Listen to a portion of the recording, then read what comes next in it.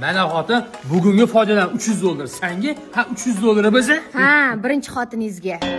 Ne seni qotirasan? Ha senga qanday e'tibor qilayotgan bo'lsa, unga ham xuddi shunaqa e'tibor qilib qo'yishim kerak. Ha o'rtada adolat bo'lishi kerak-da xotin. Ha shuning uchun mana pulni o'tdan bo'lib beraman ikkalingga. Atajonsi, shu safar unga 200 mingga 400 Boring. beraman. Bo'ptonasi, men ketdim. Siz qayerga ketyapsiz? Bir aylanib keling. Ha, yana birinchi xotiningiz bilanmi? Kecha seni aylantirib keldim-ku, ha bugun uni aylantirib kelaman. Unga mehr, e'tibor kerak. Bo'lmasa senga o'sha xafa bo'lib qoladi. Mana yana kundoshim shtrafga tushibdi. Kundoshing tushmagan, ha men shtabga tushganman onasi. Yonini olmay adasi, yonini olmay doim kundoshim tushadi, biz to'ylaymiz, kundoshim tushadi, biz to'ylaymiz. Qachongacha chidab bo'lmaydi. O'zi to'ydan oldin bilmagan ekanman. To'ydan oldin aytganman-ku senga bordim. Chidaysan. Sabr kosam to'ldi.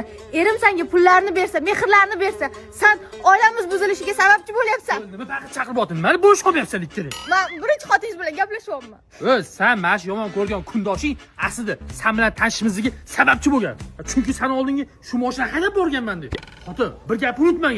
Erkak kishini birinchi xotini mashinasi bo'ladi.